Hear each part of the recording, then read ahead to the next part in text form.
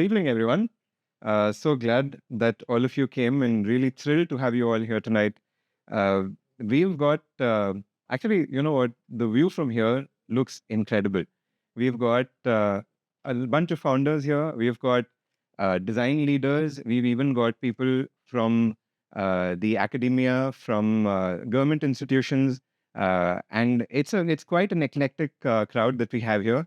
I hope that you stick around after the event as well and sort of interact with each other.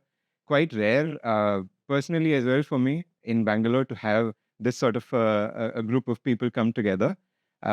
Before I begin this session, I think Shekhar is also around. Yes, and thank you so much, Shekhar and Accel, Rohit, Pooja, everybody for organizing this.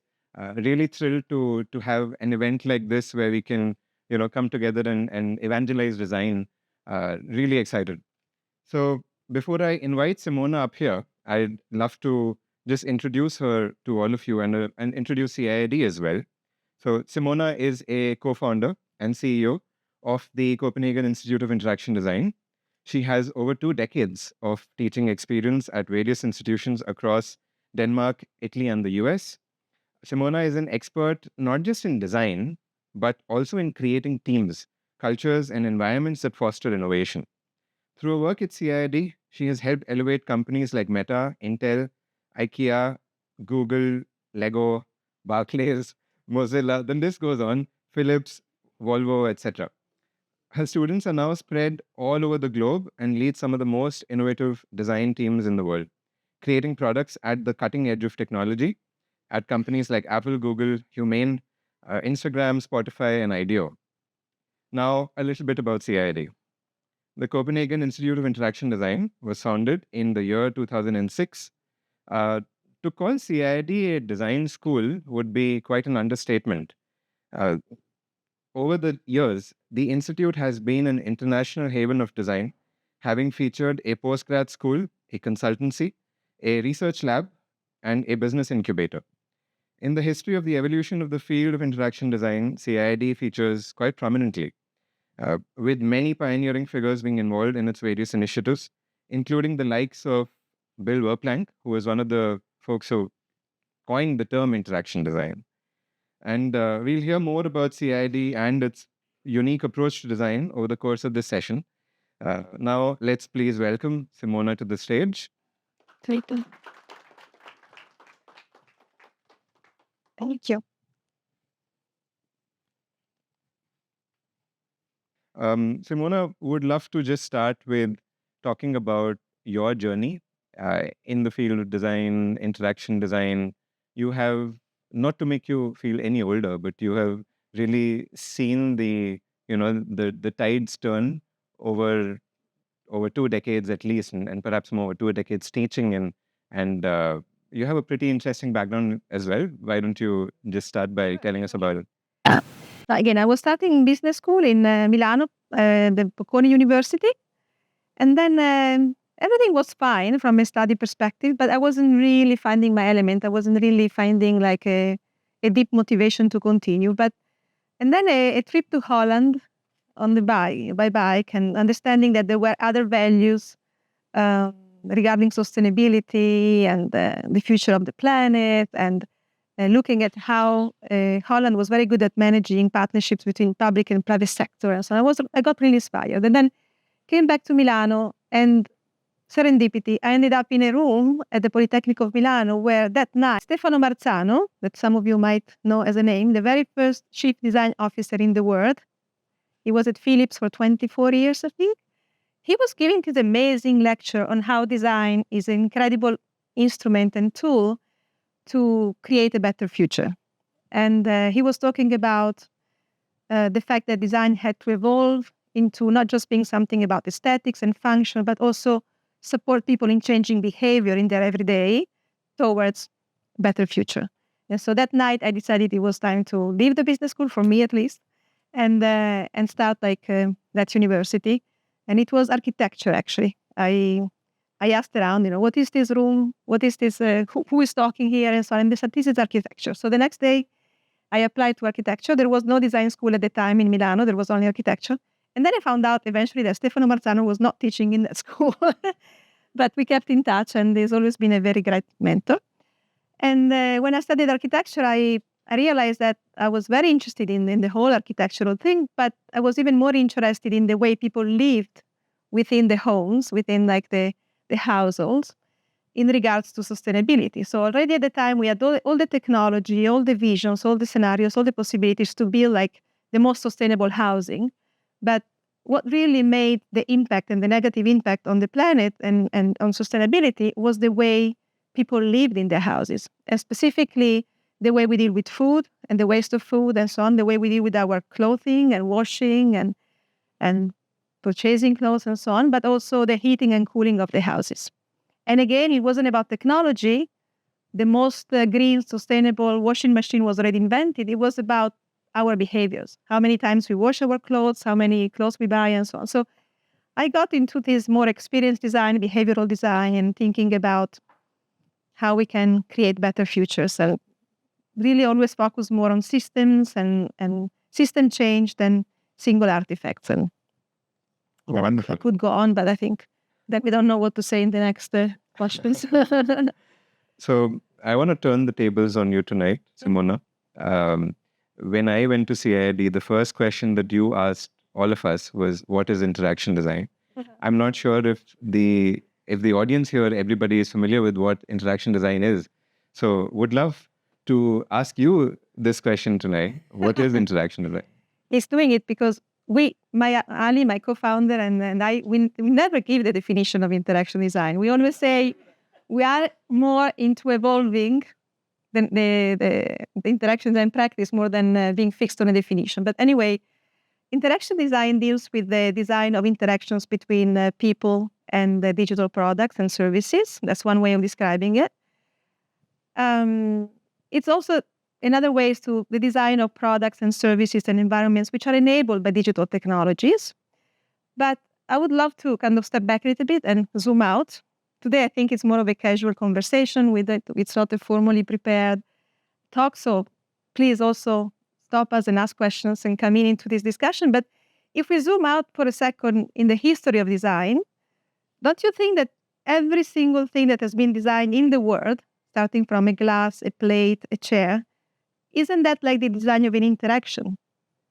How can you use something if you don't design the way you interact with it? Even a simple pen or simple glasses. I mean, you design the way you touch them, you wear them, and so on. So in my view, interaction design is the design of interactions, which is basically design, in the age of digital technologies. But before that, we use like other kind of technologies to create interactions, from metal to wood to paper to any kind of material is a technology.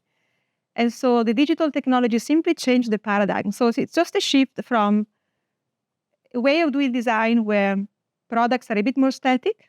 So when you design a chair, when you design a table, when you design a glass, you know what kind of interaction you are aiming at. But when you start designing digital products, the number of possibilities and the number of ways to use that product are very, very different.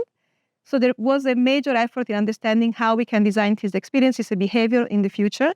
And that's why the need of establishing a new name, coining a new name, which is interaction design. So to me, interaction design is simply a shift of paradigm from technology that are not interactive into technologies that actually enable this interaction. And as you said, Bill Verplank and Bill Moggridge, also another mentor at CIID and founding member of our board, they coined the term. And I think it's interesting to say that Bill Moggridge was coming from product design, industrial design. And for those who don't know, Bill Moggridge was one of the co-founders of IDEO, initially called ID2.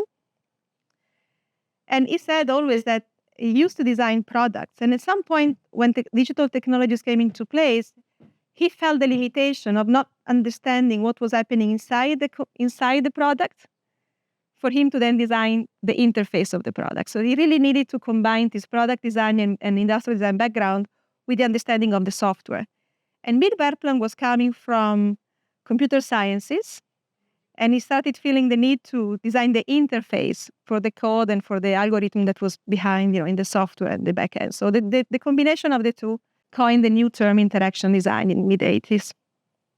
Amazing. Yeah. I'm hearing two things here primarily. You're talking about designing, or rather, the way we design something that's shaping people's behavior. So designing for behavior, but then there's also technology. And if we look back at, say, some of the more traditional disciplines of design, industrial design, uh, those elements were sort of always there. But when did we and why did we start to consciously design for people's behavior? And how did we evolve those, tools and methods? How did the field of interaction design come to be? And I think the story is also quite intertwined with just what was happening in the world around then, the rise of personal computers, and then the internet, and other socio-political, economic things that were going on, cultural things that were going on in the world, and the birth of the interaction design. Because you've been in a position, you've been at this vantage point where you've had the chance to witness the birth of this new field of design. It's not something that happens every day. It's a pretty pretty rare Yeah, thing. it's a shift of paradigm. Yeah. So could you tell us maybe whatever you Something. want to about that story? But I think the most iconic case we can take is the one of the computing. I mean, computers. Many of you were maybe not even born, but when the computer came into place, it was something in between a television and a typewriter machine. Basically, there was no other situation where you would be typing into something looking at the screen. So the screen was the TV, and the keyboard was the typewriter machine. So this was for the first time like a new product. And what is interesting is that this new product required a new behavior. It wasn't a typewriter, it wasn't a TV. And that's when people started thinking and feeling the need of stepping into new practices, new methods, new tools. And that's when also the need to build scenarios as a tool to build stories and narrative, to show and share ideas about how future products and services could be. So like you couldn't just catch it. You needed to explain how that thing would play out in a real life in the future. And so people needed also to, because also it was a combination of, as you said, it wasn't just product design or graphic design, there was also cognitive behavior, computer sciences, a lot of expertise coming together into creating this new product. So when, as Kaplan says, when designers started building interactive products, like for example a computer, they felt the need to start making stories and build narratives, because these products were actually implying something quite new, which was the time factor. Again, if I look at the glass and the way I interact with the glass, you can sketch a glass, you can explain how you drink, but there isn't, at the time especially, there wasn't really much need to explain a product. As you said, there were many, many use elements in the products we used to produce. But when you introduce a new product, which is interactive, like a computer and so on, the story needed to be unfolded and narrated to all the different experts that needed to build this product. So storytelling, building scenarios and future scenarios started becoming a way to prototype these new interactions, because stories are effectively a way to prototype experiences over time. So in fact, I was telling a few hours ago to with you and see there that when I started teaching interaction design and service design, I realized that the first thing I really needed to teach was video sketching. So even before getting into generating new products and thinking about new interactive products and artifacts, the students were really lacking a tool to prototype with. While we had a lot of prototyping tools and methodologies, again, to prototype a lamp, a chair, a bed, like a new house even, we were lacking tools to prototype these new behaviors and these new experiences which were happening over time and place, because a product which is interactive, again, creates narrative. So the story is like over time.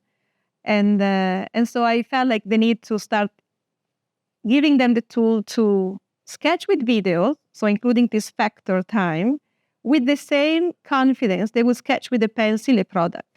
So this idea of video sketching. So don't be afraid of making mistakes and sketching something that most likely you might change or iterate or even discharge. Just start making a movie and tell us the story about this new experience you have in mind and so on. Yeah, I think there's a pretty profound lesson in there somewhere. It was for me, and I think now for everybody in here. It's almost like, designers have traditionally always talked about the material that they work with, right? In the past, it used to be wood and metal and plastic and all of these, uh, tangible things essentially. And over time, the material sort of changed to encompass behavior as well. And so, how do you use behavior as a material, and how do you sort of directly shape that and play with it? That requires a tool that that is sort of behavioral. So, I believe video prototyping is one such tool. And I'd love to touch upon prototyping a little bit more. I think prototyping is a topic that might be quite relevant to almost everybody in the audience here, including the founders, because founders as well, the early stuff that they create to test out their products, they are essentially prototypes, right? So we'll touch upon maybe a little bit later how we can more consciously do that. But yeah, before we go there, I would also like to. So this field of interaction design was new, and you just walked us through a succinct uh, history story of how the field was born.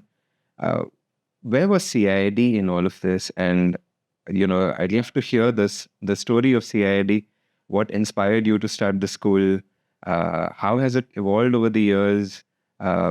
Maybe touch upon its core philosophy, how it's different from most design education out there. Sure. So maybe actually, if we really today we're doing a bit of a historical overview. Actually, my first experience in interaction design was at the Polytechnic of Milano, which eventually we founded the design school in the Polytechnic of Milano in the 30 years ago. And I was teaching design for the vending machines, like how to buy a soft drink or whatever, like through a vending machine. But at the time, the interaction was not digital. So you would put a coin, choose your product, and then boom, it would fall down somewhere. And that was a first design of interactions. And again, talking about the shifts of paradigm, that was also design of interactions, but very mechanically enabled. That was at the Polytechnico. And then, as I said, I worked a lot on I was very interested in how to prototype for complex systems and so on. So I continued in my studies in Chicago. And then I was very fortunate and privileged to be invited to join first a school in Ivrea. CIID is a spin-off of a school which was located in Ivrea, Italy, in the hometown of Olivetti, funded by Telecom Italia in Olivetti in the year 2001. And that was effectively the very first school fully dedicated for 2 full years, master level, not accredited. And I am a big fan sometimes of, like informal education, totally dedicated to interaction design. We had already had fantastic programs in Carnegie Mellon, New York University. Then Gillian Crampton-Smith started the program at the Royal College of Art called Computer-Related Interactions, I think in the 91, 92.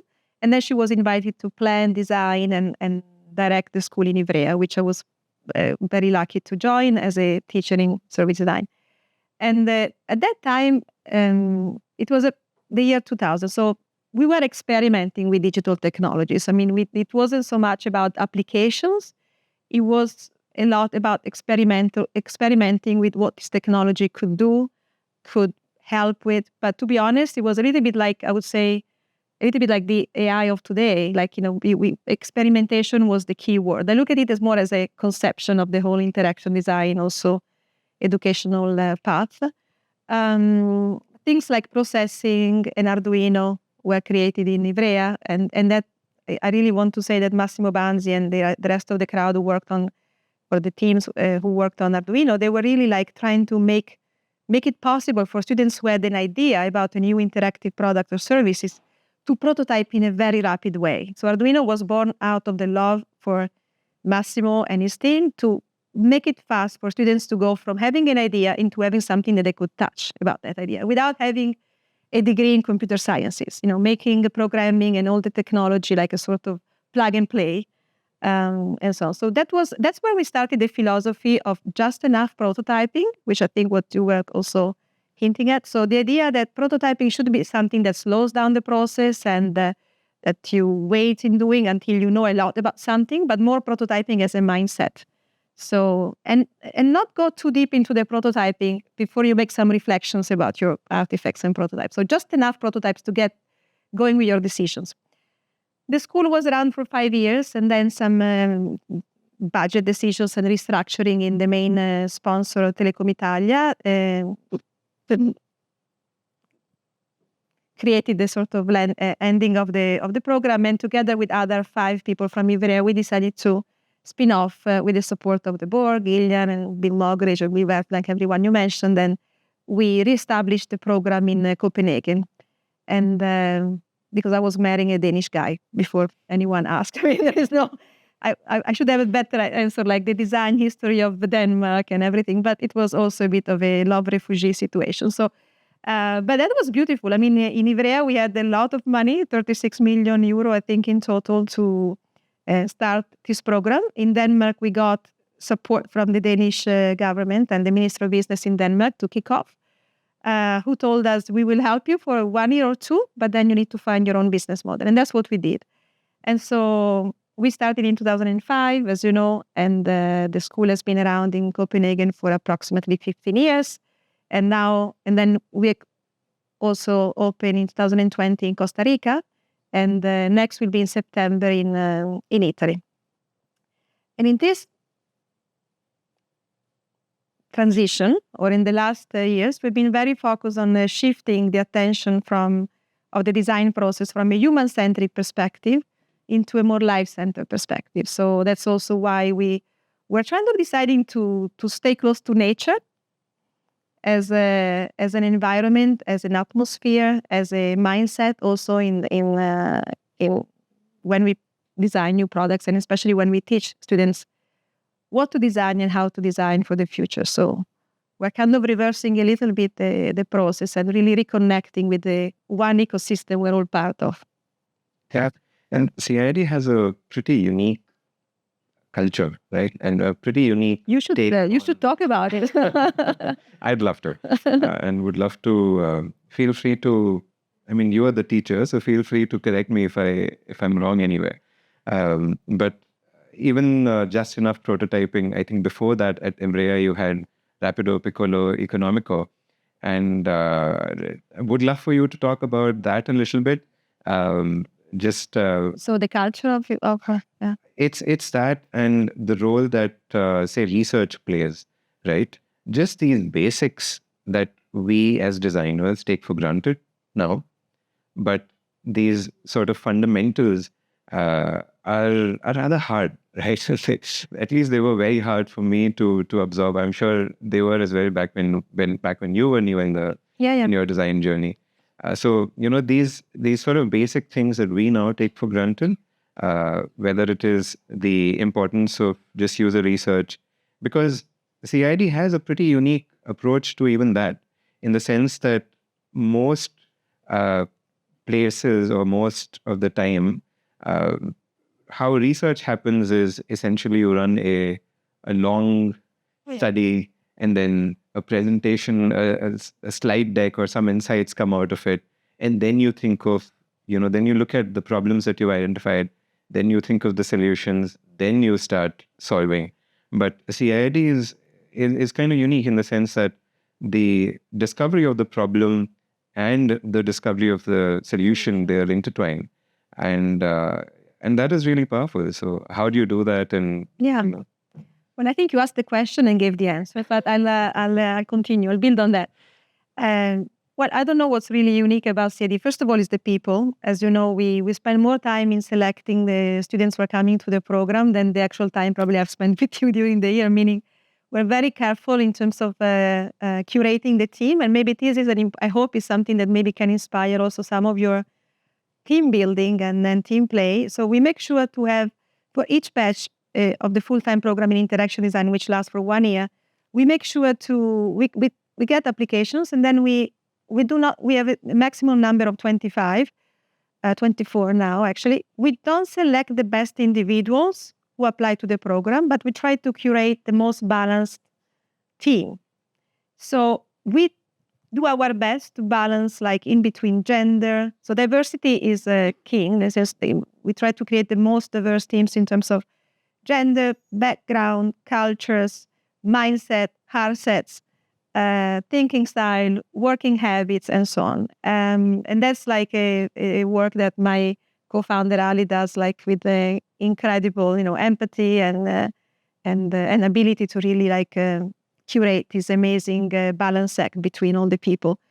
Then we actually have one room, you can say. We have one room for the full year, plus all the digital fabrication lab, the wood shop, and the labs in general. But they have one room as a space to learn together, to do projects together, and especially effectively to enable peer-to-peer learning. Everyone is part of the cohort, represents a specific skill. And most likely, each one is the best at something in that group.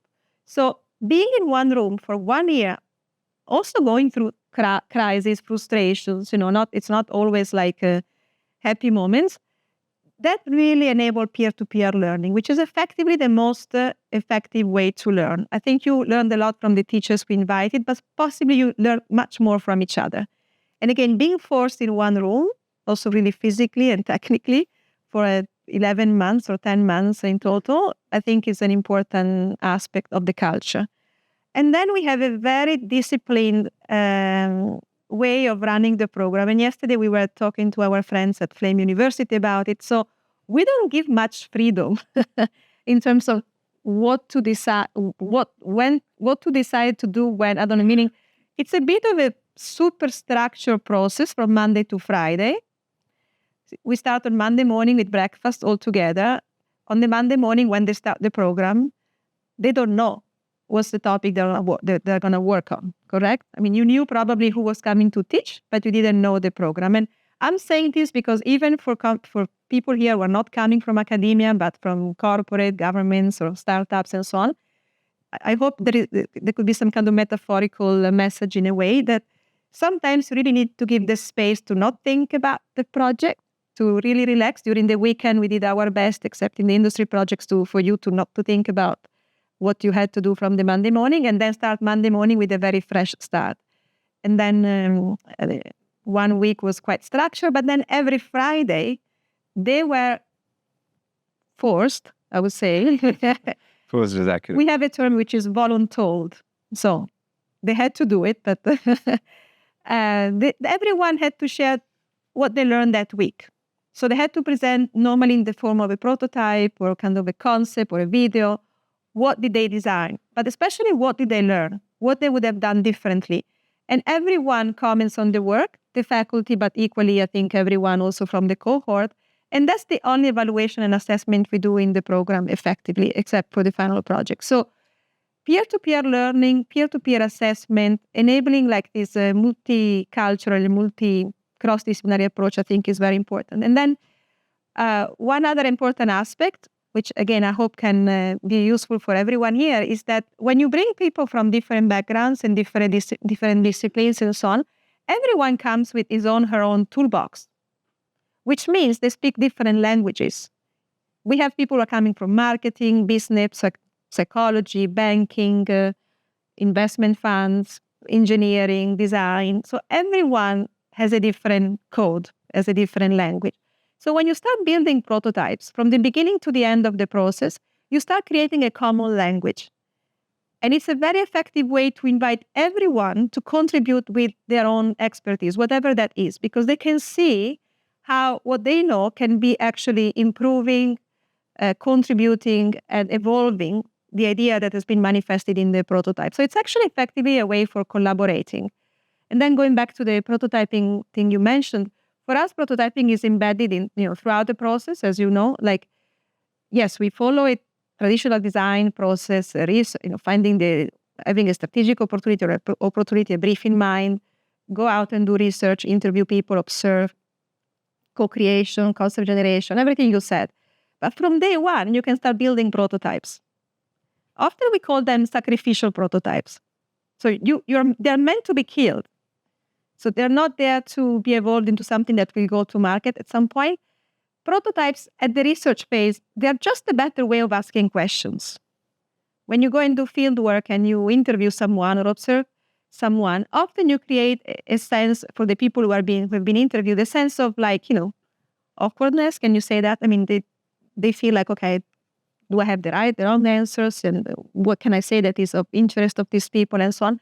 So when you come with something concrete, immediately you start inviting for feedback rather than asking a question, to that thing. But that thing in that moment represents a question. You also make feel people, it's a sort of visual contract in a way, because people see what you have in mind so they can comment. But also, it's an icebreaker in this kind of dialogue. So start building prototype from the research phase to then evolve in maybe completely different prototypes when you come to the concept and co-creation and so on. But then I hope that CID has given you and gives this idea that design is not just a tool to design solutions, but it's actually all the skills that you have in design, so visualization, imagination, and so on, can be used to design the problems we need to work on. So design as a tool for problem setting before you step into problem solving. And I guess it's quite clear that today we have super big challenges to solve. I'm talking about challenges in society, in the climate, and the big crises that we need to really tackle. So design can really help to make sure that we don't keep focusing on the wrong problems, or those who are not so big priorities as, the ones that sometimes we don't tackle. So using design as a way to rethink, redesign, and also prioritize the big challenges we need to work on. I hope that's what we give you. So design as a problem-setting skill before you step into. Oh, that's wonderful. I would love to know also who you are and where you come from, also to maybe target a little bit more the answers, like... No, absolutely. Yeah. Yes, please. Okay. Yes, or stand up maybe, and also your name and where you're from. My name is Vishal, and I'm a founder, and I'm an engineer also. So I don't come traditionally from the design field, but I have worked in the engineering side of the engineering design. And my question is, what do you think about like there is a time for technology when it comes of the tool layman level or any engineering level? For example, and I'm talking in very general term, internal combustion engine or electricity or AI. For example, right now, when I'm speaking, AI can translate or transcribe my voice, right? So there are new products that are coming because of that. And YouTube also is translating and transcribing in the real time. So it gives rise to new products. Yeah, sure. But how do you figure out that, okay, this is the time to apply right now and go in the direction of new products and open up new markets?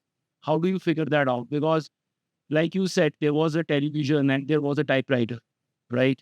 And it evolved to a PC, then it evolved to a laptop, then it evolved to, mobile phones in our pockets. How do you figure out, okay, this is the time to roll out a new product, to open up a new market and go ahead with it? But I don't think I have an answer, meaning I wish I had I think innovation is not a formula where you know exactly when you need to go from study and research into launching. So if it was a formula, we didn't really need maybe innovation. But if I can help a little bit, I think the distinction is between product discovery, finding out a new opportunity, identifying a new strategic opportunity for a new performance, a new experience, a new product, service, environment. In terms of conceiving it and using prototype to come to the minimum, we like the idea of a minimum lovable product more than viable, meaning something that people would actually bring into their homes, or even if it's a business to business, something that actually would be not just possible and feasible, but also desirable. So, but then when that is ready for the market, I don't think there is a generic answer for that. I mean, that it's more about, again, marketing, understanding trends, understanding the size of the market, and especially also where to launch. Nowadays is the time where, more than in any other time, when you are designing a product in Bangalore, your market is the world, and when you're designing it in Denmark, the potential market is the world, and so very different than 50 years ago or 70 years ago. So the question is also where to launch first. As you know, for example, Scandinavia is traditionally a very early adopters type of market. So a lot of Asian companies are using Scandinavia as a pilot, as a place where to test new products before they launch and so on. So it's a safe place to fail in a way because it's a small market, you can test and so on. So I'm just running around the answer. I don't have a specific answer for you, but I think we need to distinguish between conceiving a new product and being ready for market and then marketing it. They're quite different. What I can say is that thanks to digital technologies, thanks to the fact that a lot of the products and artifacts we're using today are based on data, there is less and less distinction between prototyping a product, piloting it, and actually being effectively in the market, because the transition is much more smooth and you can iterate the product as you use it, as it's already in use in the market. So paradoxically, the research phase, the improvement of the product and the actual marketing, they're almost like fused, right? In a much more fluid way than it used to be for physical products or so in the past or so. But maybe if you want, we can talk more specifically about, it seems like you have a specific product or something in mind, and maybe there could be a bit more informed answer if we knew a little bit more about it. But what I can say is to, maybe it's connected to, we need to distinguish between prototyping and piloting. Often people use the two words intending them as the same thing. Prototyping is meant to show gaps and is meant to inform the next decision to possibly improve the product. Prototyping is also meant to eliminate bad ideas quickly. I'm quoting Dave Mellis, one of the co-founders of Arduino and a student in Ivrea, who basically said, prototyping is also about eliminating ideas, and sometimes we say kill your babies, and prototyping is also meant to test whether the challenge you're working on is actually the right one. And so prototyping continues until you feel confident about approaching the market and so on. And the pilot is more about the testing in the market. But when we pilot something and maybe the market fit is not there, the market is not reacting or things are not working, so there is a sort of negative feedback to the idea, we shouldn't take it as like everything is wrong. Especially sometimes companies park the idea, and they move it out of the pipeline just because something didn't work when they launched the market. But then we need to start again a sort of prototyping mindset and understand which part of the idea of the new product is actually not working. Maybe 80% is actually right, but maybe 20 needs to be evolved. But for the way often like corporate environments are organized and their KPI, after piloting new things, they often bring to killing those new things just because there is a misunderstanding of the feedback from the market. And then I promise I stop. When you do prototyping, you need to enter the prototyping trying to understand first what is that this prototype should prototype. And the more we do complex services, and again, the more it's not just the glass, which is a very contained object and artifact. The more we work with complex systems, digital, physical, international, and so on, when we prototype, let's enter that prototyping phase thinking, what is that this prototype is actually prototyping? So you just isolate your attention and you collect the feedback, focusing on one element on the product. And then you move to the next one, and so on. Doing a prototype doesn't mean to test everything at the same time, all the new features, especially for the new features that you're bringing into a product. Otherwise, there is a huge risk to misunderstand the feedback you get. Actually, I think what we're talking about here, or sort of briefly touched upon it, but didn't really use this exact term as product market fit. That's something that is on almost every, is constantly top of mind for every founder. And what we're talking about here is, or rather the general approach to product building for anybody who is building out a startup is, I think people are already quite sold on the idea of iterating, right? The importance of iteration. That is not something that most people argue about, right? But the way iteration typically happens, this is my observation, you can feel free to refute, is it's you build something, you launch it, and then you measure it, right? It's build, launch, measure.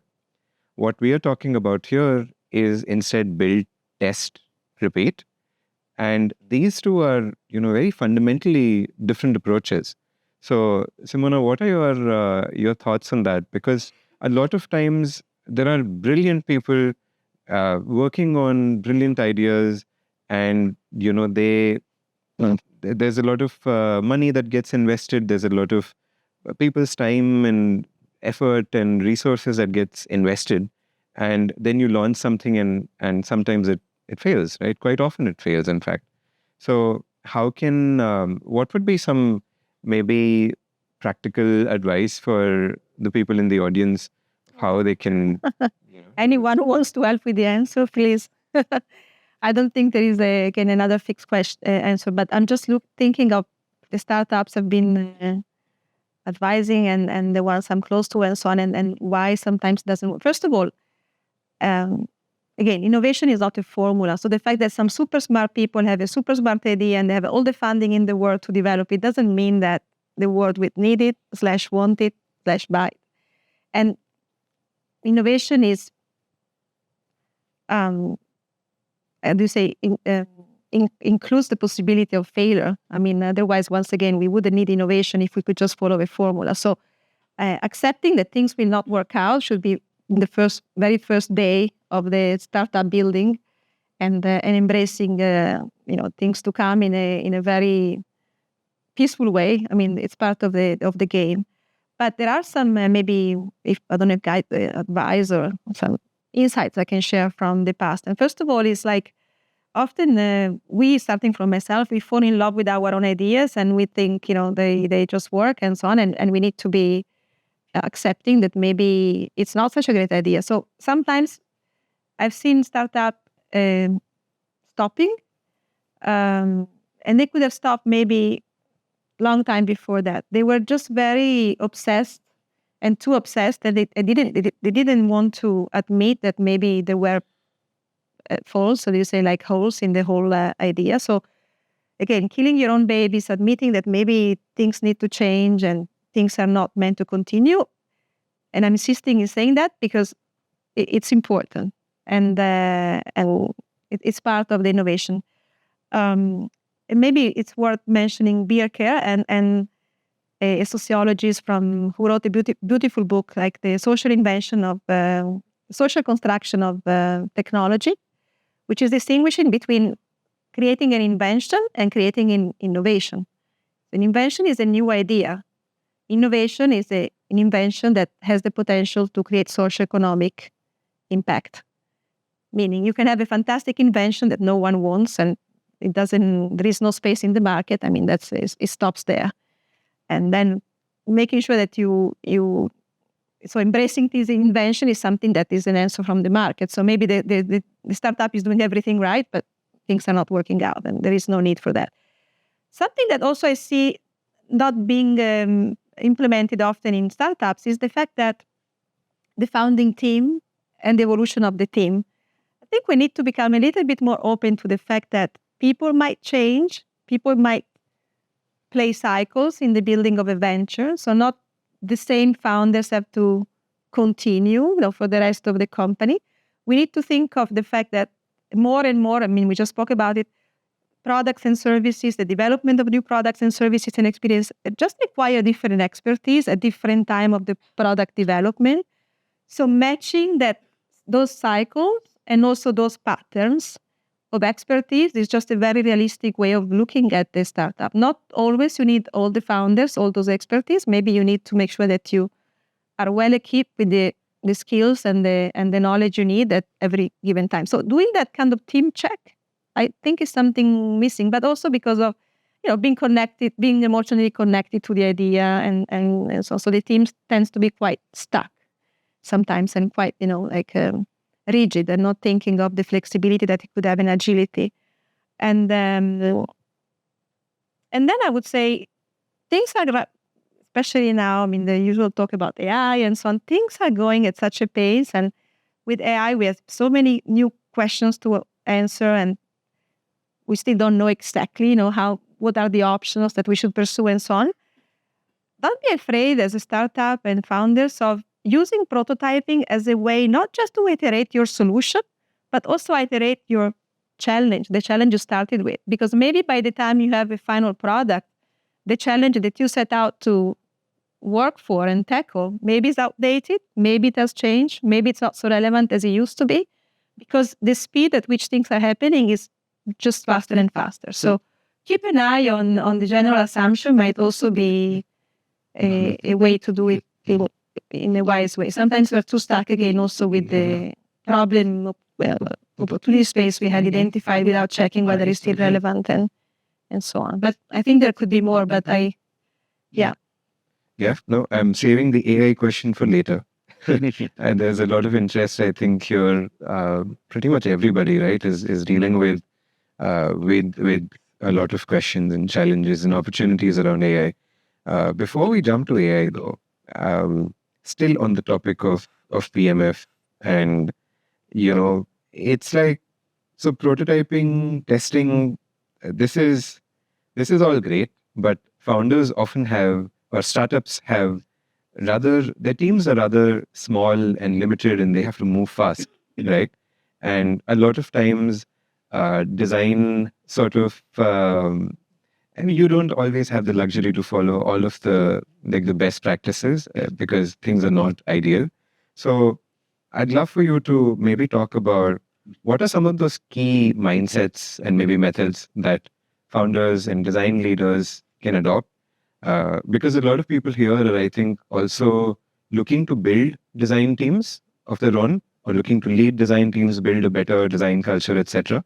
So if you were to boil it all down into some of these key mindsets, key methods that anybody could practice, right? Or anybody, so that anyone would have a starting point at least to do some of these things. What would those be? Again, I don't know, diversity in the team, making sure that there is diversity, and often not be too focused on cultural fit, but also cultural growth for everyone joining the team, and make sure that there is a learning process for everyone.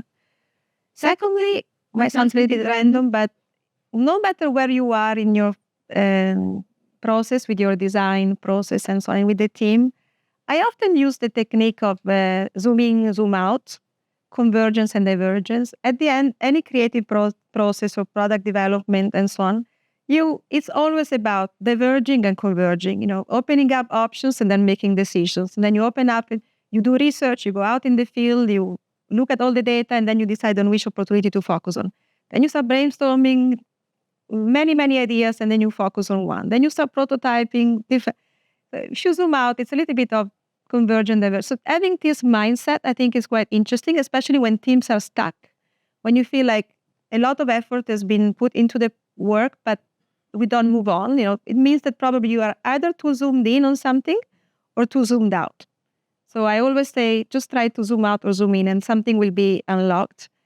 I don't know what else, at the top of my mind, but and now it might sound like, big words from an old woman, but maybe that's also what I am. But I think,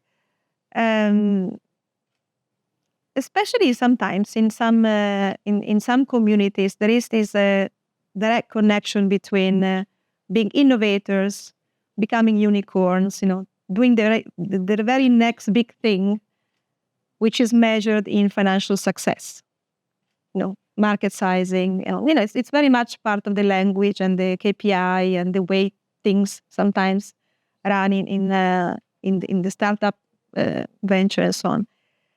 And I like to zoom out and see how can we make sure that all the innovation effort is really put into, or not all, but a big percentage of it is really put into solving the big issues we have today. We have a big climate crisis, we have a big social crisis everywhere in the world.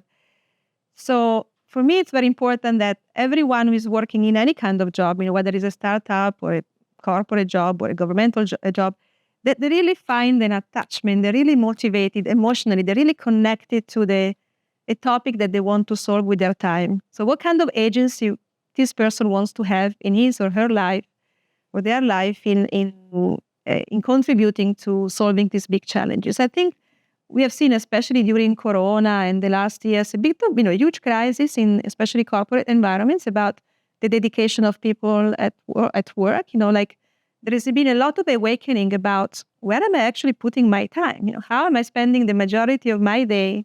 What kind of contribution am I creating for the next generations? And so for me, it's always important to remind everyone that ultimately try to be doing something that you really feel like in your stomach, that is something that motivates you in the morning when you wake up. And there are better days and worse days, but ultimately it would be amazing if everyone has especially startups have a clear idea of what is the contribution they want to give to, in our world, is the sustainable development goals, or use any other kind of framework to understand what's the bigger picture, what's the bigger goal in my life, and then see how can I position myself to create step by step a small contribution into that direction. Because I've seen also, I'm mentioning this because often the crisis is not the crisis of the startup in terms of economic organization, but there are a lot of crises, especially after a certain age, about where I've actually spent my time.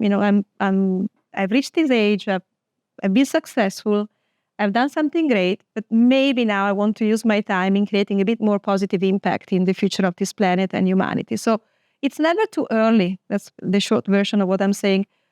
To think about what's your agency towards a big goal and big values and big why that you want to pursue in life. So whatever that is, because the more you're connected to what you do and you really feel it in your stomach and you're passionate about it, the less you will have to work, the less you will have to so I don't know, maybe too meta level, but I hope. Yeah, feel free to ask questions. By the way, what we're talking about, it is.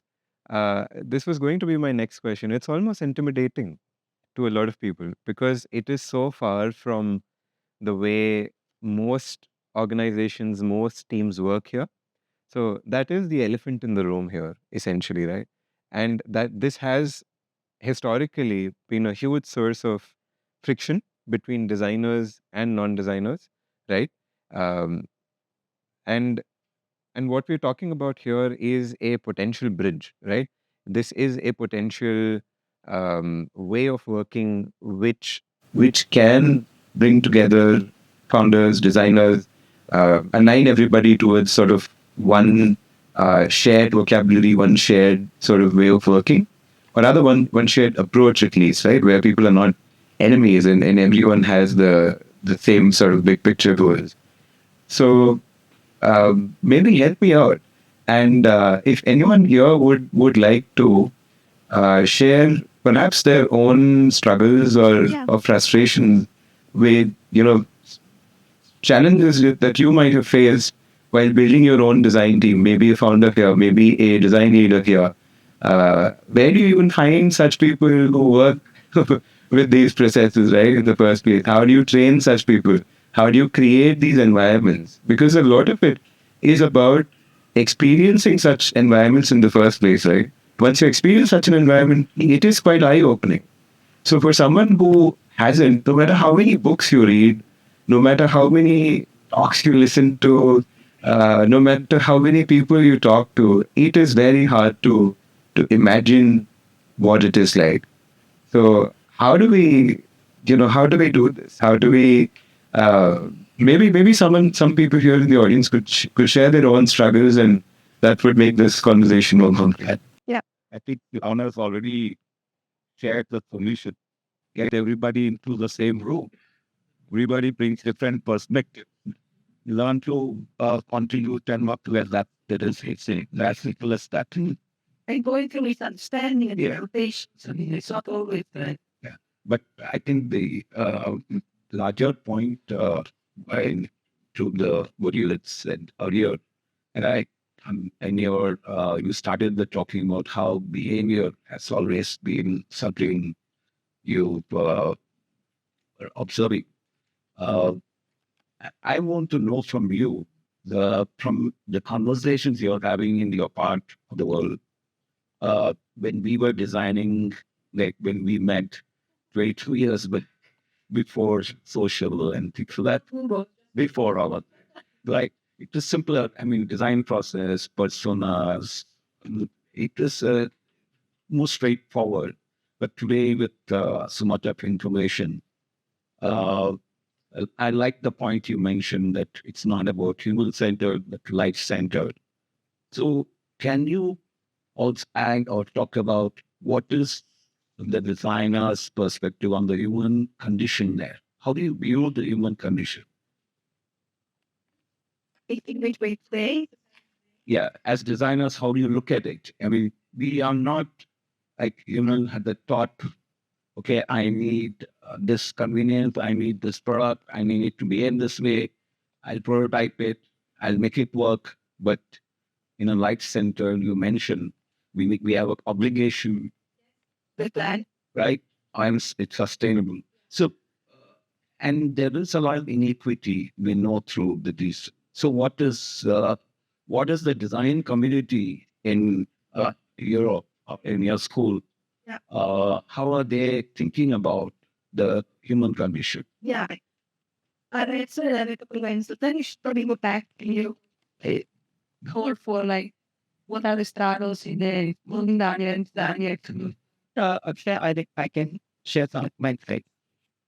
Like after that's Might be because we took from the long perspective. So where we in the, I'm really happy that you're asking the questions. And also we met again after 22 years, and it was John Tucker who introduced us during the event called Doors of Perception many years ago. And I would love to mention John Tucker here again. So John Tucker in 2016, I think, stated that 80% of the environmental impact created in the world is the consequence of design decision.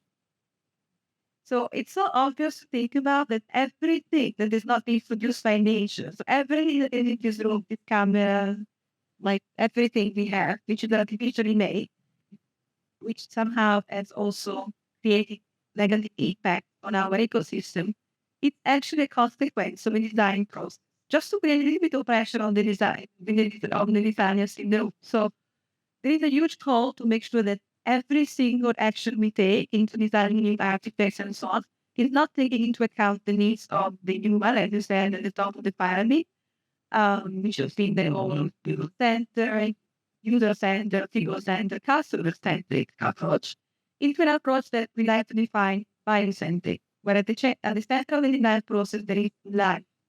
The life of every single organism on the planet. So planet, plants, animals, humans, all together. How do we do that?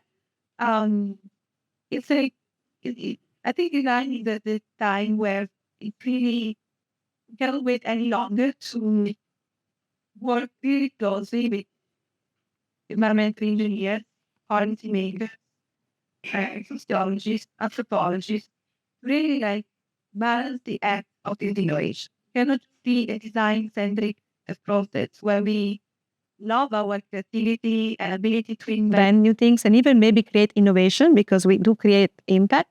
It's really time to balance the act with what we can do with what really needs to be done. And for those who are in the field of design, who have been close to the design thinking, they all also amazing work that IDEO has created an impact as many, many other agencies.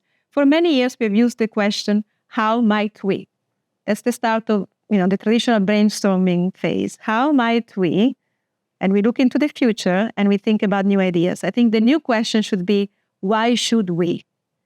And really use design as also as a way to filter the amount of products and solutions that need to be produced in this world. And I might be not very popular with those who were very keen on the commercial growth and financial success, but I think it's really our responsibility as designers to almost stop some of the processes. Design is about creating future scenarios, future products and future services. And now more than ever, I think this scenario building approach and ability to imagine futures is becoming critical. Not so much only because by imagining futures and complex scenarios like, a new mobility system, a new way of traveling, a new way of doing healthcare, is a way to then give directions to design. But it's super important to think of possible multiple scenarios for the future to make sure that today we take the decisions that are necessary to not go in the futures which are not so desirable. So building future scenarios and using design as a way to decide today where we don't want to go as a one ecosystem. That's part of the answer. The other answer is that, which was the first part of your question, what are we worried about? Where are we? I just want to bring a simple data, which I was also mentioning in our last conversation in the last days with you, Amit, and Flame University, which is also somehow connected to AI, where AI is going and why design. So in the last 20 years, there have been 3 incredibly growing markets in the world, beside the traditional one that we know. One is about the whole concept of sleeping, which is actually founded in the ability of humans to relearn how to breathe. So the amount of apps and courses and training and coaching on how to fall asleep, how to stay asleep, how to relax, how to meditate. Maybe in India, the culture of meditation and yoga, you are much, but I'm talking from the point of view of the culture I know, more in Europe. People are really struggling with sleep. I mean, it's a bit. Philips is investing. Some of the pipelines in healthcare are all focused on sleeping disorders, very much focused on that. So sleeping is one big growing market. The other one is all connected to food. From chronic diseases created by bad diets and so on, to really relearning how to eat, what to eat in between proteins, carbohydrates, and fibers, and learning when to eat. Fasting, not fasting. Look at the amount, the booming. I mean, the market is booming in, again, courses, apps, services that are teaching us again how to rebalance ourselves from a food and nutrition perspective. And the third one is movement and mobility. We have stopped walking. We are born with 2 legs. We need to walk. And the way we structure our city, the way we organize our day, the stress we're constantly on, we don't have much time any longer to exercise, to be moving, to be using our body for the reasons why we have it. So just a little reflection. I don't know if you answered my question, but as designers, what should the AI do for designers? Please help the world, rebalancing. We're relearning how to sleep, eat, and move. Very basic. So I don't know, maybe it's a bit too dramatic, but in my next 15 years, I want to make sure that if technology, AI, and robotics, anything can help, is to really help us rebalance with our quality of life, well-being, reconnecting with nature, rebalance the act, because I think we've been a little bit too far in stressing out our lives. And I would be worried if the next generations continue that. But sometimes, unfortunately, we have new apps and new services which are really helping us to do all those things even faster. So we're actually not solving the roots of the problems, but we're just reinforcing kind of unbalanced behavior. So anyway, let's go back to you wanted to share. Thank you. Thank you. First, let me introduce myself. I'm Ashish Shukla. And right now I'm leading a design team at PDM. And my main focus is on the device, not that much on the... Yeah. Okay, so that way I may be a little bit orphan out there. Wow. I have around 18 years of experience, and for the last 4 years, I'm leading design team. So the question that you asked, that what challenges does design leaders that we face here? Maybe I have some experiences of my own which I would like to share with the team here. Last 4 years, I mainly worked with startups, like working in startups, as a now doing some leading design team. And one challenge that I've seen that even though all the startups, they want to come up with innovative ideas, they want to bring something new to the world, right? And one of the challenges, they're too much in rush. They're always in a hurry. That is one challenge that they may hire very good designers and design leaders, but as a designer, I've seen that one was the question that we are always in a hurry to launch, right? And we might not be have the time to follow all the processes. Now the challenge is that they want to launch things fast, but if they miss some critical in the next process, they will face the challenges or the failures at the latest. Yeah, of course. Yeah. And as in design, like I think most of us here are like from the design background. It's our duty to sensitize the business, whoever is the leader, the founder. Right? Even though right now you're thinking that okay, let me invest in the research part is waste of time. Okay, maybe I can launch the product two months earlier because I'm missing this. But maybe when you launch, then you realize, okay, you have to redesign the product. Or you might have missed a very important thing. Yeah. So I think rather than thinking of squeezing the design process, that if this thing requires 12 months, how can I do it in 3 months? I think it's better if people get sensitized that, if you spend this 12 months, then you're saving 24 months at the later stage. Yeah. So that is kind of like, and it is very difficult. I'm telling you, when I started, Yeah. pressure, Yeah. and the pressure, all the designers, all the people who are working in the under the leadership, it's very difficult. I'm talking about the if people get sensitized to this, maybe we can come up with better products which are, if not first time right, but at least I think done that right. Yeah. So that is like the learning that I have. That's like the leadership aspect, right? Ours to understand why it's important. And I think there are enough designers. It's like now I think in India also there are a lot of design schools. They know the process.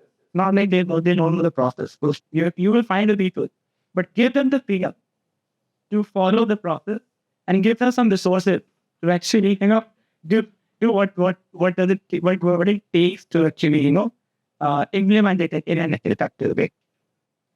You will find the right people, but give them some space, time, and fail. And that is the challenge in trying startup with a landing application.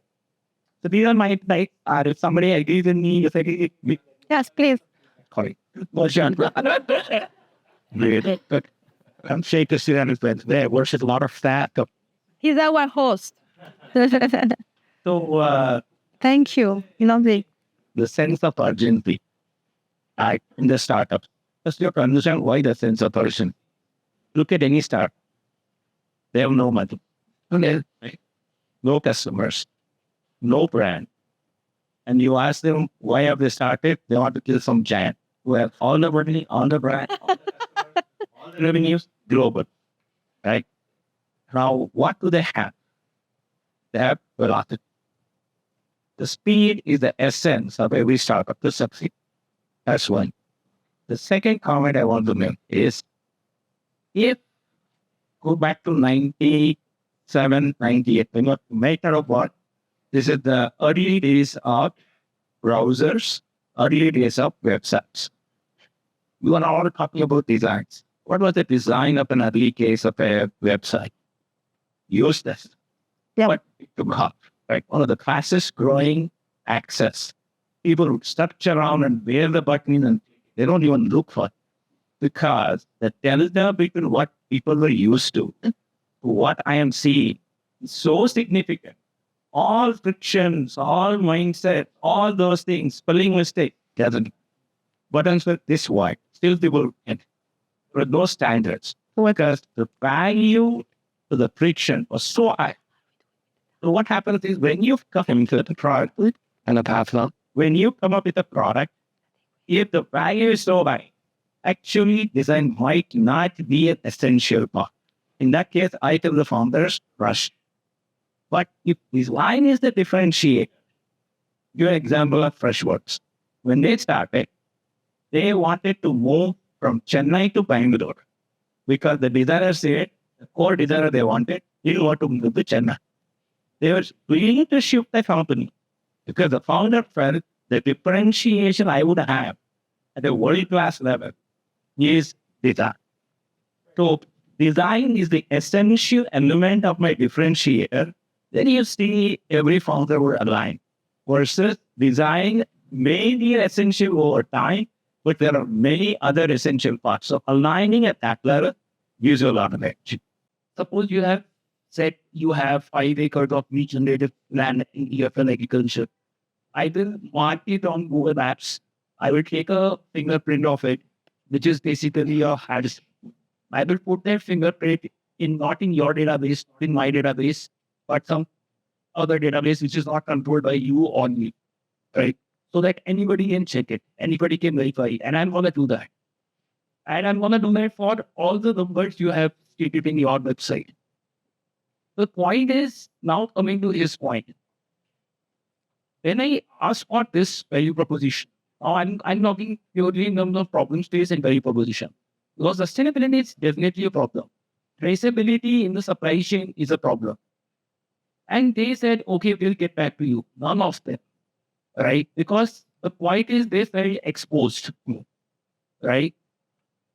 Even though I'm saying, they say we cannot open all the data. I say open whatever data you want to me, but I want to verify it. They said, how will you verify? I said, I call the guys. If I want, I'll visit them. I'll visit the geographical location. I'll take pictures. I'll take videos. I want to put that verification thing in the supply chain. I want to put that traceability. Couple of them said, it's not a problem. I said, it is a problem. They said, oh yeah, but we have solved it. We have built our internal tool. It says check mark. We have solved. But I said, it's your internal tool, right? How can we as outsiders can verify it? Because a lot of greenwashing is happening in sustainability, if you know, right? A lot. Yeah. I mean, big companies, they claim like, you think Apple, what they say, your aluminum is recycled? I mean, it's just a text on their website, right? How would you verify it? Come on, like, it's such a big leap when you talk sustainability and as a founder. And that's why I connected him, because it's a problem. It's a value proposition. When I go, it doesn't fit. And it's a solid value proposition if you think from the problem space point of view, but it doesn't fit with the customer. So yeah, that's my take on it. More, yeah, please. Beautiful to see a dialogue here. Please, yes. I think that rather than a fireside chat sort of format, it should have been pretty cold a here. debate. It's a It is very fireside, but cold. it's super cold with the air I have been conditioning. freezing here. I'm freezing. We should have We should next time. We almost, should have designers on one side, founders on the other, But and no, have a debate. We're trying to bring them together. You have to question the menu because I'm an ex-founder of the design. Amazing. And you only get to leave the room once you've made peace with each other. But I put you gonna be as an ex-founder, so that then if you work at Paytm, it's a scale-up company. I will never be able to work at Paytm. I never fit in there. I don't understand what is system design. I don't understand what is service. For me, it's just design. I work at a startup. Whatever needs to be designed, I will take care of. I will find the people who will take care of. You want to know about design? You want a UI design? I will take care of. Right? I understand the velocity, the urgency part of it. At the last company that I was working at, we wanted stickers made for something. And the founder decided to, one of the co-founders decided to reach out to someone else, get it done. And then I see if I'm a part. And I'm like, you have a part.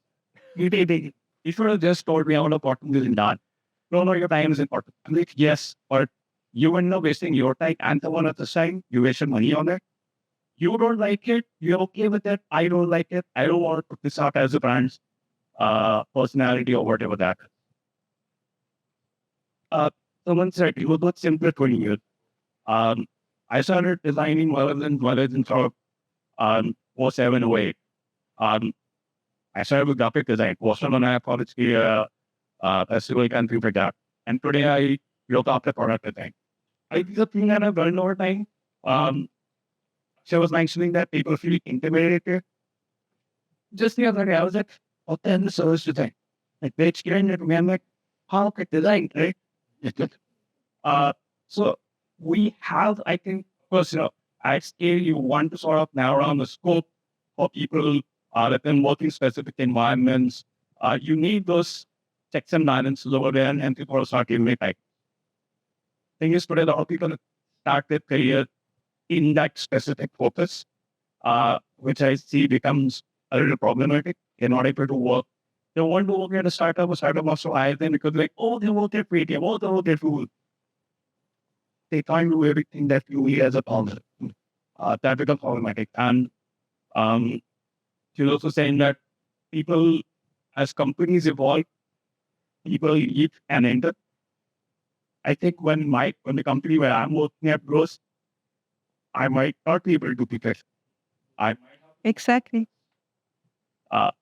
These things people don't understand. I Yeah. think creates these issues. I guess on the key also needs to understand that he needs to find designers who be able to get into this particular segment at that particular journey point itself in the company, not someone who's done purely brand design and become into something like that. So, people, I've been hired for a while as well. People are stuck in their sort of, oh, can I come and do this specific? No, sorry. As a designer, I've learned to code. I put in the time when a front-end engineer does not have the bandwidth because it is that what will, I have to do whatever it needs for the company to be success. That is, as a designer, at that sort of when you're zero and the company's trying to figure out that is the person you need. So, yeah, I'm going to be in the middle and a lot of people are going to hit you on it. No, thank you. Yeah. Hi, my name is Kenneth. I just wanted to add, or like rather bring the conversation back to what Akshay was talking about, isn't it? You see the people thought in slow estimates of people, and hence when we say design, it's a way term, and every interprets it their own way, right? And everyone comes with their own biases and background, and that's what this conversation is about, right? But I think most of the people or the designers in this room often have a problem when people say design. It stops at the polish of the product, or rather the interface design of it, rather than involving design and conceptualizing the product and what needs to be built. Yeah. That's where we in India, in the design industry, often find the problem is working with people. Right? No one wants to listen to the designer. All the next cannot written up notes by someone, right? Everything's only looking at, okay, there are these listeners just that we need to train. Like, okay, I need to ship this out fast, but no one's concerned about what happens after you ship it. Like, very few people put out analytics in their products that they can study from and like see what happens, how do people use. Very few people have been actually, spend time after the release to see actually, okay, this is what's been happening, this is where things worked out. And it's just not there. Like, and now we got the terms of it. Like, it's just not happening. Like, so coming back to what he said, like, people are just okay with this, like, shipping, launching, and then saying that, okay, we'll let the data talk to us later. Right? But very little teams team actually go and, see the data and then come back and do something for it. Oh, so many helps. Therapy session. Maybe that's a good idea. Start up on design therapy session. So value there. I think it's a weekly place, maybe some way also for some money. But I want to take the conversation, sorry for others who probably want to jump into this and share their point, but I want to talk about designing design education. Mhm. And I had a few questions which I thought might be a bit relevant to the life-centric design and other areas. My name is Akshay. I work as a design manager. I sometimes teach through that course. And I have spent the last few years trying to teach things that I wish I was taught. Things which are like data visualization, cartography, map making, tangible visualization. And all of these are not what a typical UI and UX product designer needs to do in the industry. What I'm struggling to sort of convey both to my students and sometimes to myself is why do all of this when all you have to do is to make boxes inside a rectangle for a living, right? And I think who better to ask the question that to you because the idea has traditionally not been a play that is vocation focused, but not the experimentation, play, finding new things out. And I'm curious how that was philosophy stayed in our 30 years where people would go out and maybe not do the same kind of thing they were learning there. And how are you pitching, how are you connecting all these things? And then how does this shift happen now in life-centered design? When the people who join these programs might be thinking, what will I do after I finish the program? If I have to join the tech industry and I fight with the founder on the director make says or not, what is the point of learning about life when this is what my life will be? So I'm very curious about how does that change at CIID? What is something that you were doing differently, both communicating to students, communicating to faculty, and how can other design educators do you well? That's a big question, but I think Siddharth and Akshay and Akash should probably be the ones answering. But it's a very personal answer. When the students leave CID, my only message to them is that they feel confident, more confident, having confidence wherever they go in pushing the boundaries and thinking once again more about the strategic direction of something. Why should we do this? What kind of problem we really need to work on? What are the priorities out there? Then really being maybe pixel pushing and so on. In terms of design skills, so being great at like a visual artifact, or like a beautiful manufactured artifact, or making a beautiful video, they'll probably learn like from peers, but they will probably be more or less at the same level as they were when they entered. Maybe they have more skills and more like abilities, but that's not the focus, as you said. It's more about critical thinking on using design on the first phase of, again, designing the challenge to be working on a solution for, rather than the actual solution. Now, I know it sounds like, especially coming from today, I was a little bit not at ease, because I kept telling him, I'm not from India. I don't know the ecosystem. I don't feel like I'm entitled to sit here and tell you how to do, or build the ecosystem, or advise Indian organizations, because it would be very arrogant of me. I don't have insights. But I know that, of course, we all need to live, and we need the financial support, and we need to have salaries and all of that. But ultimately, I would also say it's a responsibility of the candidate, the graduate, to accept the job where they will end up doing the boxes or not. I mean, that's the power we all have. That's all the agency we have. And it goes back to really creating a meaningful connection between your passion, your values, your ethics, what you really feel like it's your core, and your work. So it's a responsibility making a decision. Once again, I know often we're in a situation where we need to accept maybe a job because we need financial support. We need to feed our family also. So understand that. But often, daring to talking the talk of your values and ethics, and sticking with what you maybe also have learned in our case in CID, normally I hope pays back. But I think the answer should be more on what's the adaptation of, being a very experimental in the school and then moving on to maybe a much more like squared way of being designers. I don't know. Sure. I think the problems happen when there is this us versus them attitude between designers and founders and, all the other stakeholders. Ultimately, what everybody wants to achieve is the same. Everybody wants to get a great product out in front of their customers, right? Founders want that. Designers want that. The friction happens generally due to speed and quality and prioritization. And designers often feel very, very attacked by that, right? And I think that to say that design or most designers are perfect and founders need to just take what they're offering and follow it would be wrong. Designers have a lot to learn because learning to work with startups is a thing in itself, right? And using the power of design to not just design boxes, like you were saying, Rasagya, but also to discover problems, to solve problems. The problem is that designers are often taught to do these things for their own projects, for themselves. You go out in the field, in the industry, and now you've got a whole bunch of other people with you.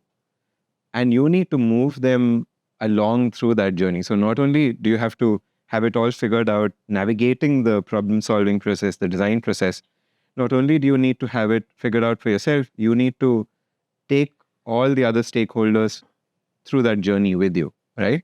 So that skill of facilitation, the skill of even diplomacy, maybe just being a consultant, even if you are working in-house somewhere, like getting people to align on something, getting people to not talk about abstract philosophies, but, just constantly and continuously centering people's attention towards very tangible things through stuff like prototyping, testing, right? Where there are tangible things that are being designed, and you're zooming in, zooming out, diverging, converging, like Simona was mentioning, and looking at all of this very strategically, and the value that a designer then brings to the table is not just how to design the thing, but rather how do you navigate that process of product building and product discovery. And I think that those are skills that are unfortunately not very common. So designers have a lot to do. We have got to upskill in these areas, right? And part of what gets me excited about events like these is to sort of evangelize this, this kind of design as well, for designers uh, to to sort of grow up a little bit, not be babies and say, you know what, you've got to create this, you know, keep complaining to everybody around us, all the stakeholders, that no, you're not creating space for us. Those things are valid, but we've got to sort of learn uh, how to help people get there. We've got to learn how to be advisors, not just designers. Yeah. But maybe there is a problem, but not a problem, but maybe it's time to also evolve the term design. I'm actually wondering whether it's so stigmatized with, aesthetics, beautification, fashion design. I mean, it comes from an history of making things beautiful, functional, but mostly focused on aesthetics, even when it's about not pure aesthetics, but it's always about making things attractive. Whether it's an experience, it's still about aesthetics. So there is a stigma. So especially for people who are not coming from the design background, it's easy to put us into a little box. So to me, it's time to almost change the wording. And I'm wondering if, and be reflecting on this. Actually, starting in Bangalore 4 years ago in a hotel room here, we started sketching a little bit. And maybe what we mean by design today, also referring to your last, it's more about sense making. If you start talking about making sense of the technological aspects, the business casing, the way things function, the way things look, the way everything falls into the place of the product, because as you said, ultimately it's all about creating a system, a complex new product. Design are very good at designers, I think, is more than just one element of it. It's really sense making, but it cannot happen in isolation. It cannot be just designers putting together all the dots. And this will go back to the topic about being in the same room from the very beginning with prototypes on the table. So an advice for everyone is to start it from Monday. Don't go to any meeting without having a prototype in your hands. Even if it's about accounting with your CFO, anything, come with something that is a bit more tangible. So it goes back to the topic of the language. People talk different languages, and the more they talk, the more they work together from the beginning, the more they share. I'm come from the design background. I'm here to advocate design. I'm saying maybe we should change the name, but I would like to quote my professor in my PhD in Chicago, John Heskett. Some of you might know and remember. Beautiful John, also our advisor. And the very first, I would say, academic who brought together design and business. He was the father of design management and so on. And, first time we met, I was telling him about my design and everything. We just been talking, Designers are executors. They're not invited to the table. We get briefs from the engineers and they don't understand what we do and the value, and they put us in box, everything, just 20 years ago. And John was a super fantastic gentleman, British gentleman. He listened for 45 minutes. I had an hour with him. For 45 minutes, I went on and on and on. And then he looked at me and he said, Simona, business people, technologists, engineers, they might understand very little of what you do. But how much do you understand of what they do? And he shut me up for about 5 years. And I went, study a little bit more of what it means to build the business case, what it means to do technology roadmap, and so on. So we also need to be a bit humble and maybe upgrade and unlearn to learn again. And I think maybe reconnected to your question, if we were just discussing, I think, a few hours back, it would be amazing also for CIID to complement some of our training with more like the business, the design of the business, and still having a creative approach, still being ourselves, but also stepping a little bit more into the other practices and disciplines. And maybe also last reflection, because I think we should let these people go for, I mean, I can stay as long as you want, but I feel sorry for them that they keep hearing me. And now I forgot what I was about to say, what we're talking about. The business, the modules, I got lost. You're talking about maybe, I don't know, I can't read your mind. Doesn't matter. but It will come back. but we were going to talk about CID's sort of new stuff as well in a bit. Is that what you were trying to get to? No. Just something, it will come back. I will email you all. Do you think about how these people can help the Yes, works of design of business and business of design? business of design, and then it will come. Yes. You had the question, yeah. First, more than a question, you're saying monitoring is like down for people outside of design to get a better understanding of what we do. But I think even as designers, we always keep talking about problem solving, which is a we have forgotten. We ourselves have, people ask me what I do, and then I draw rectangles on a screen. But honestly, like whatever shit takes again to problem solve, that means if I need to go write documentation, I will go do that. Because that is what my end user needs and not necessarily one more refinement of the screen again itself.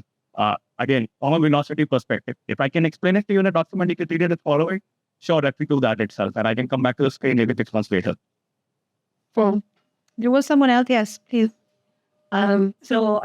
Who are you? Yeah, so my name is Padmini. I am a researcher as well as a founder of an anti-design studio called Design Baku. We work at the intersection of design justice, digital rights. And this conversation is always intriguing to me because we work with NGOs, with the CDOs. We don't really do the corporate world at all. But I think something that I found really interesting in the conversation today about problem solving is that I think we need to, as designers, move past this audacious claim that we can solve problems of everybody. Because, I mean, I'm very anti-design thinking, and I'm putting this out there. Because the idea of empathy, I feel, especially in a country like India, maybe that's different than other country, is just impossible. Yeah, correct. The kind of privilege we come from, everybody in this room is speaking in English, and the majority of the people who are quote-unquote users, there is no way that we can be going to empathy. So I really appreciate what you're saying about sense making.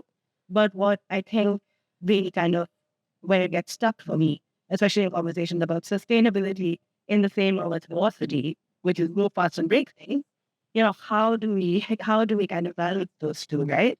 And so recently I've been working with a community of farming women who work in agriculture, they're farmers. And something that we've been realizing is that use creates the value. So rather than thinking about what do our users want, it's a question of looking at what users are already doing. And that's moving us towards design, right? It's not a question of our, imagination and how. totally. So, I'm really excited to think that how can we move sense making more towards thinking more about systems, because AI is going to do the. Yeah. That's not going to be our problem. No. So, and as somebody who's been a design agent, I know what really kind of upset us was the fact that there was no criticality, no politics around this, right? It was always the boxes, and I think also Bangalore UI UX is a big part of this, right? But how do we also persuade our students that the industry would actually want to build these skills? I think that's a problem, because the skills that they want at UI UX, they don't want critical thinking, they don't want sense making. So that's a tension. Yeah, but your answer also makes a thought that is, also for the founders, for innovation, for design, it's not just about coming up with the next really big idea and again, unicorn and so on. There is so much innovation that can be done by taking existing technologies, existing products and so on, and just contextualize them in new context. In Copenhagen, today we decided not to show any slides, but if you want, I'm happy to share some slides, again, over email or something, I don't know. In Copenhagen, there has been a very little intervention. I don't know if you know, the city has the vision to be carbon-free by 2030. Mobility will only be not polluting in practice. And of course, we are using bikes. There is a big culture of bikes and so on. But they've done it's very small, I would call it not even design, but design intervention.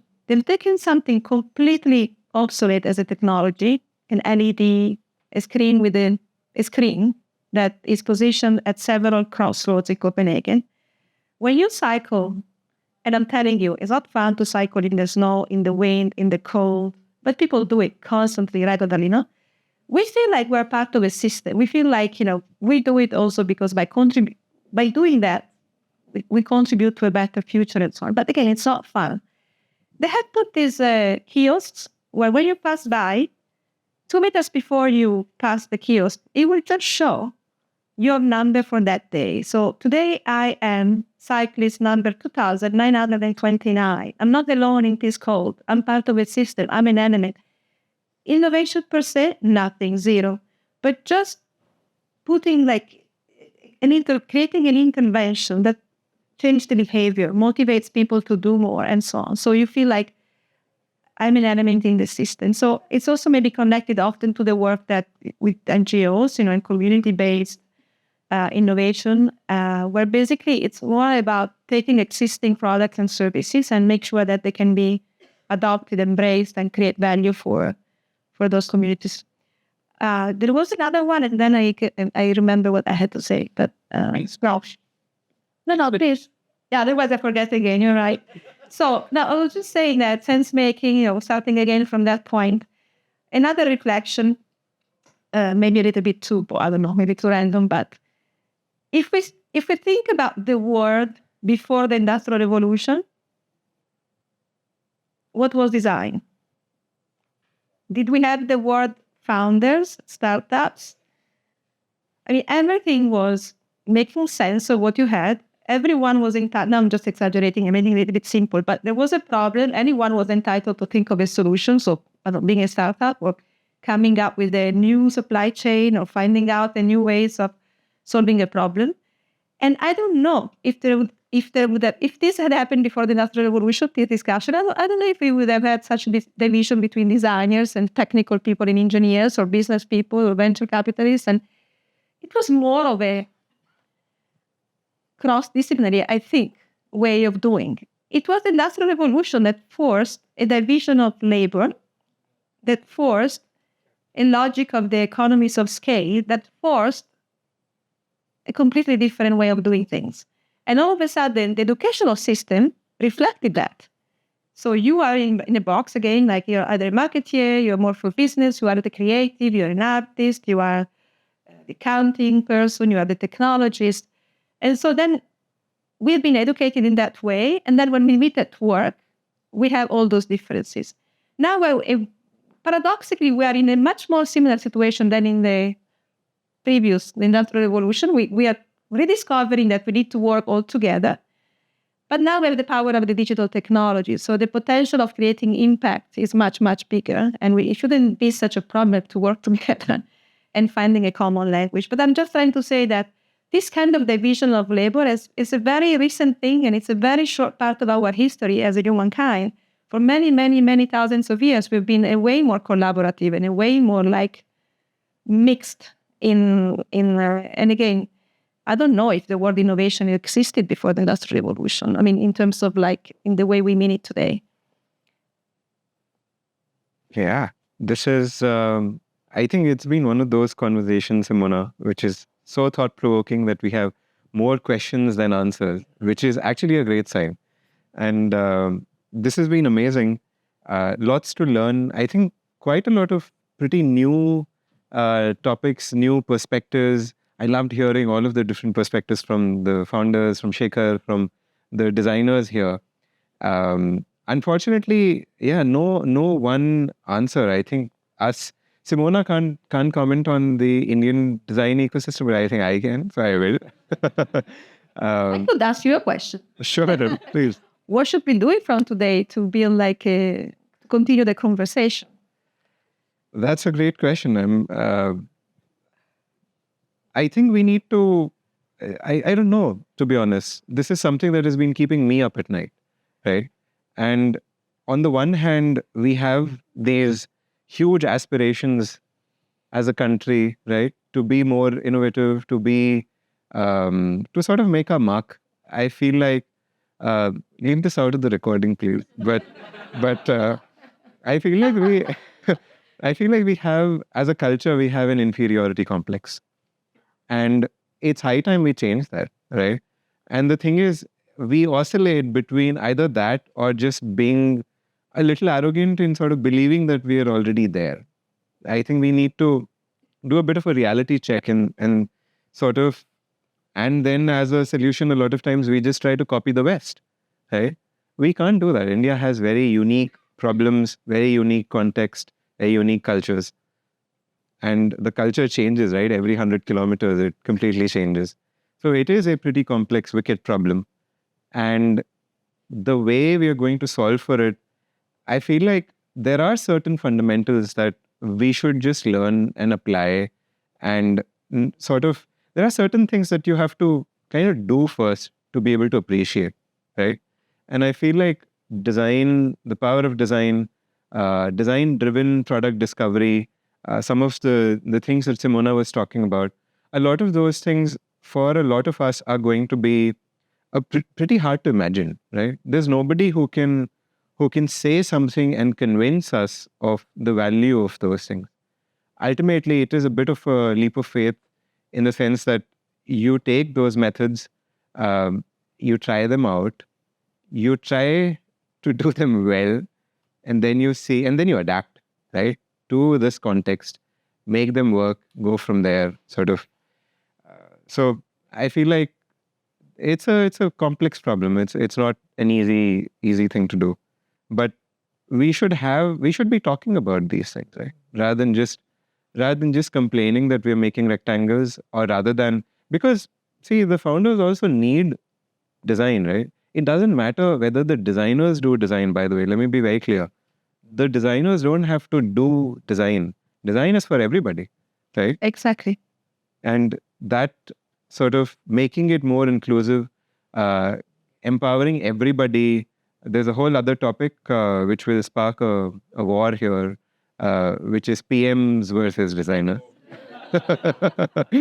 And so let me not bring that up. But the fact that that role exists is because it's a very important job and someone needs to do it. And it could be a designer, could be an engineer, could be whoever, right? That's where I'll leave this conversation at. Simona, this has been fantastic, extremely thought-provoking, very... I don't know. Yeah. It was great meeting the community also, because we are exploring also a presence in India. So for CIID to be more present. Many of our people and candidates come from India, so we feel like there is an amazing responsibility, but also opportunity to be closer and do things together. And also I take the opportunity to thank Flame University, and maybe I meet you also want to come. We are going to run a pop-up school in June and July, so where maybe some of these skill set and conversations could be continued. So happy to. Can we actually just invite Amit up here, and maybe you two can talk a little bit about the pop-up school, and Simona also about the other new initiatives that CIID has been cooking up. Yeah, so we are creating an opportunity, I hope, because as you know, we are very engaged in the world of education, but more and more also with the industries who want to be close to CIID, both because of recruiting, because of learning, because of like continuing this sort of upskilling and reskilling of their employees. So we are also creating a membership program for corporate to be closer to CIID and to have connections, access, synergies with the network of talent that is coming through the house, but also in general just to keep inspiring each other and so on. So we would be extremely happy to have also the presence of organizations based in India and being part of our activities. And so you're all very welcome to contact us and ask for.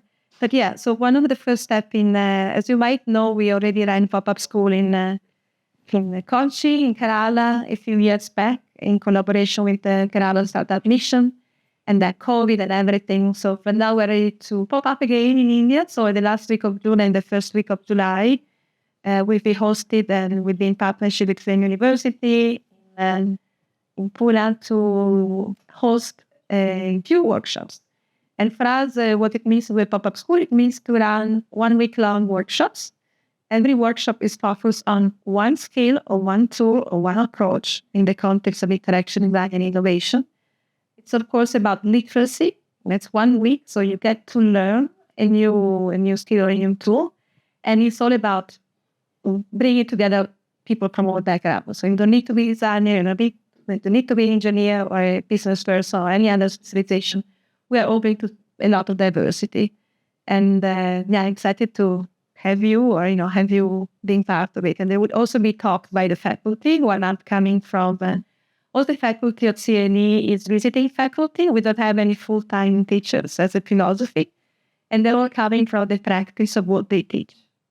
So it's people who are normally taking a week of holiday or a permission to stay with us for a week, and they bring a very hands-on, very practice-based experience. But I need to say a little bit more about Penn University or Stuart and everything. Am I audible?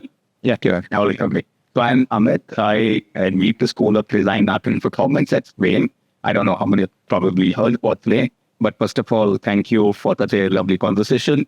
And thank you for seeing such an active participants. So for me, I think that what I got out of this is two things, is two words stuck to me, and that's what I wanted to also kind of talk from playing perspective. It's sense-making and sense-making from cross-disciplinary perspective. I think it was lovely to kind of hear, so many different perspectives. To me, I was taking mental notes that what kind of designers we really want to create, because we are work in progress. We are a school which is evolving. Some of you in the audience we've already met, and we've had discussion about what we are trying to do. So Flame is a liberal education institute based out of Pune. We are based in a valley in about 100 acres. It's about a 17 years old institute. The foundation of the institute is in liberal education, where we foster interdisciplinary education. That's the crux of what we do. We offer about 350 plus major minor combinations on a campus, from psychology, sociology, management, data sciences, economics, design, and performing arts. We've started a design school last year. Next week, Shamit is also here.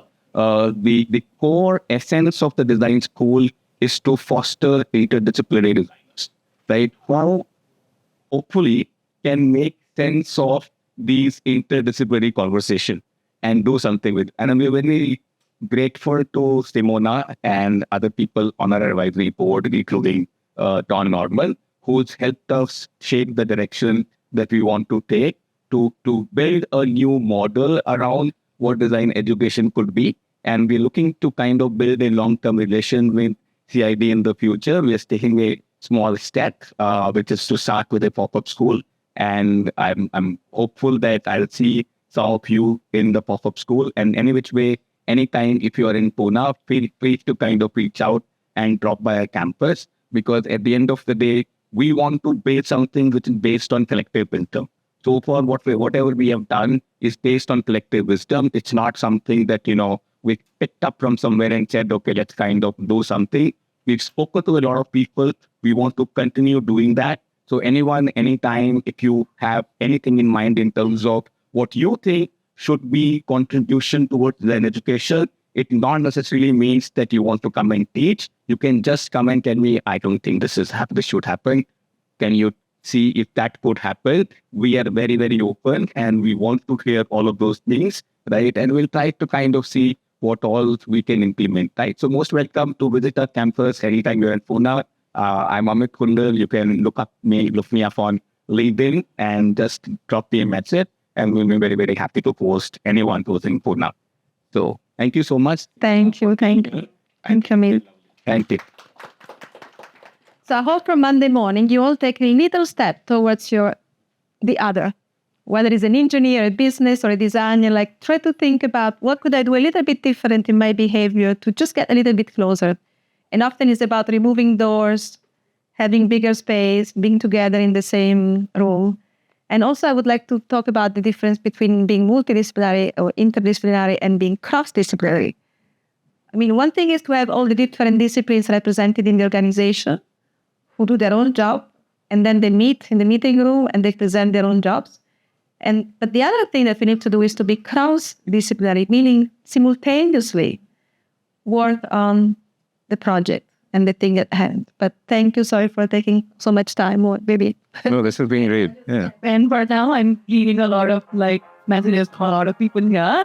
So Simona, Akshay, thank you very much for inspiring us to think about design and very new context. To the audience for turning this fireside chat to fiery chat. It was really nice. We are recording this. We'll put this up so they can. Oops. So whoever wants to read it there, we will put it up on our social. So what are they? I'll take a little bit of time before we break for dinner. What I'll need all of you to do is, we do a lot of this event, and we like to tailor to the best of, we'd like to tailor it to your preferences the most. So please take a second to scan this QR and give us your feedback. Sure thing. Now, Station, would you like to close and just say something? So we've been a formative years, right? Western world had 30, 40, 50 years to build all these disciplines and so on. We have shrunk, the whole ecosystem of startups in literally, less than 10, 15 years. But we started in 2008, where one of the first investors came back from us, and where we started to where it went, the journey. So if you look at it, we all have to step up, interdisciplinary. A lot of interesting ideas came up. Everybody has a role to play in terms of making the products work in the Indian context with unit economics, with a great design that feeds worldwide. So that part, everybody has a responsibility. And thank you for coming and having a wonderful conversation. We have some foot floor, so please come and share, and let's have the continuation of this conversation there as well. Thank you. Thank you. Thank you so much.